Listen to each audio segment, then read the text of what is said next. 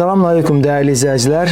Bugünkü mövzumuz maliyyə əməliyyatları mövzusunun ikinci video mövzusu olan sərmayə qoyuluş əməliyyatlarıdır. Artıq bundan əvvəlki mövzuda da bildirdiyimiz kimi biz maliyyə əməliyyatlarına bağlı yeni bir silsiləvi video dərslərə başladıq və ilk dərsimizdə maliyyə əməliyyatlarının siyahısına baxdıq. Həm əməliyyatın hadisədən fərqi, ümumiyyətlə əməliyyat bilgisinin həm iqtisadçı, həm digər qeyri-iqtisadçılara olan faydası haqqında söhbət açdıq. Bugünkü mövzu isə maliyyə əməliyyatlarının birincisi olan və ilk başlanğıcı olan sərmayə qoyuluşu haqqında olacaq. Ekranda gördüyümüz kimi biz bunun əvvəlki mövzumuzda 12 tip əməliyyat haqqında söhbət açdıq. Bu sərmayə və ya kapital qoyuluşu ilə başlayır, dividend əməliyyatı ilə sona çatır. Bugün sizə sərmayə qoyuluşu əməliyyatları haqqında da geniş məlumat verəcək. Dəyərli izləyicilər, ilk öncə sərmayə və ya kapital qoyuluşu haqqında öz şəxsi fikrimi bildirmək istərdim ki, indiyə qədər olan iqtisadiyyat kitablarında, ədəbiyyatlarda bu anlayış ümumiyyətlə kapital qoyuluşu anlayışı kimi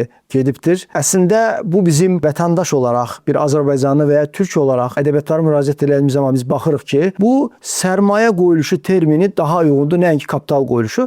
Kapital termini biraz daha çox rus dilindən çevrilmə olan bir termindir. Amma sərmayə qoyuluşu el arasında hamının anlaya biləcəyi dildə olan bir termindir. Nədir sərmayə qoyuluşu? Və burada nizamnamə kapitalı deyilən bir kapital anlayışı var. O kapital haqqında da qısaca bir məlumat verəcəyik. Sərmayə qoyuluşu əməliyyatı hər hansı biznesə başlayan şəxsin öz vəsaitləri hesabına formalaşan kapital mənasına gəlir. Bəs sərmayə qoyuluşu ilə nizamnamə qoyuluşu arasındakı fərq nədir? Nizamnamə kapitalı, hansı ki biz hər bir şirkəti quranda ilk öncə nizamnamə kapitalı qoymalıyıq və bunun mənası nədir? Nizamnamə kapital dedikdə təsislər arasında bölgü münasibətini tənzimləyən bir kapitaldır. Bunu biraz daha yadda qalsın deyə mən sözbəsöz qeyd edirəm. Biznes qurmaq istəyən hər bir şəxs nizamnamə kapitalı anlayışını bilməlidir. Məsələn, çox vaxtı belə sual çıxır. Nə üçün nizamnamə kapitalı 20 manatdır? Məsələn, bildiyimiz kimi biz 10 manatla da, 20 manatla da bir şirkət qura bilirik. O zaman mənası nədir? Bu, baxırsan ki, çox şəxs tərəfindən düzgün anlaşılmır. Nizamnamə kapitalı təsisçilər arasında bölgü münasibətini, söhbət hansı bölgü münasibətindən gedir? Ki, ortaq şirkət qururlar. Bunlar ortaqlıq 50-50-yədimi, 60-ın 40-adımı, 70-in 30-adımı və s. Bəlkə 3 ortaq ola bilər, bəlkə 5 ortaq ola bilər. Bu ortaqlar arasında münasibəti tənzimləməkdən gedir. Təsislər arasında bölgü münasibəti. Bunu məhz nizamnamə əqdi ilə hüquqi formaya gətirilir və ondan sonra gələcəkdə mənfəət də məhz bunun üzərində bölüşdürülür. O baxımdan nizamnamə kapitalı nə deyirik? Təsislər arasında bölgü münasibətini tənzimləyən kapitalın ən kiçik ölçüsüdür, yoldaşlar. Bu baxımdan ən kiçik ölçü 5 manat da ola bilər, 10 manat da ola bilər, 20 manat da ola bilər. Baxmayaraq ki, bəzi ölkələrdə bunun müəyyən bir minimal həddi müəyyənləşib, amma bugün Azərbaycan qanunvericiliyində bunun bir minimal həddi formalaşmayıbdır. Və o baxımdan hər bir məbləğ üzərindən biz bu bölgünü apara bilərik. Belə sərmayə qoyuluşu əməliyyatı nə oldu? Hər hansı bir şirkətin qurulması zamanı təsislərin öz şəxsi vəsaitlərin biznesə yatırılması deməkdir. Əlbəttə ki, bu da balansda öz əksini tapır və təsəvvür etsək ki, müəssisənin heç bir başqa bir borc deyil, ancaq təsislər tərəfindən vəsait formalaşırsa, o zaman biz balansda aktivlər, hansı ki bu aktivlər anlayışı əslində varlıqlar deməkdir. Təəssüf ki, bu da rus dilindən tərcümə olunub deyə çox şəxs tərəfindən anlaşılmır. Bu barədə inşallah gələcək videolarda video çəkməyi planlaşdırırıq. Aktivlər dediyimiz varlıqlardır. Təsisçinin, müəssisənin var olan resursları. Bunlar sadəcə olaraq nəyə bərabər olur? Sərmayəyə bərabər olur. Məsələn, hesab edək ki, müəssisənin sadəcə 100 min vəsaitdən ibarət bir pul vəsaiti qoyuluşu varsa, deməli, pul vəsaiti aktivlər tərəfdə 100 min olacaq. Eyni zamanda passivlər tərəfdə də bu bərabərlik sərmayə olaraq 100 minə bərabər olacaqdır. Sərmayə anlayışının nə olduğunu haqqında qısaca izah verdik. Kapital qoyuluşu anlayışı və nə üçün qoyulur? Çünki təsislər arasında bu bölgü münasibətləri düzgün qurulmalıdır.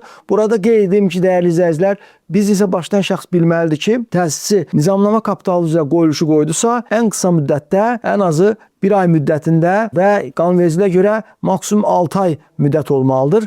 Amma bu bəzən təsislər tərəfindən unudulur, mühasib tərəfindən unudulur. 6 ay müddətində mütləq kapital qoyuluşu bank hesabına mədaxil olmalıdır. Əks halda müəssisəni müəyyən cərimələr gözləyə bilər. Və ilk öncə kapital qoyuluşu ödənilməmiş hissə kimi balansa daxil olur. Ondan sonra isə qoyuluş olunan sonra ödənilməmiş hissə ləğv olunur və bu təbii ki, təsislərin qərarı əsasında aparılır. İndi isə kapital qoyuluşunun formaları haqqında da bir qısaca məlumat verək. Çox vaxtı biznes nümayəndələri elə başa düşürlər ki, kapital qoyuluşunu ancaq pul formasında eləmək olar. Əlbəttə ki, kapital qoyuluşu yalnız pul şəklində deyil. Biz sahibkar olaraq öz sərmayəmizi puldan başqa burada gördüyümüz kimi mal material formasında edə bilərik. Hər hansı əsas vəsaitlər dediyimiz torpaq, tikili avadanlıq, qeyri-maddi aktivlər və hətta müəssisənin təmir məsrəflərini belə, eyni zamanda əvvəlcə ödədiyimiz icarə haqqını belə kapital qoyuluşu kimi daxil edə bilərik. Və əlbəttə ki, bu hüquqi cəhətdən düzgün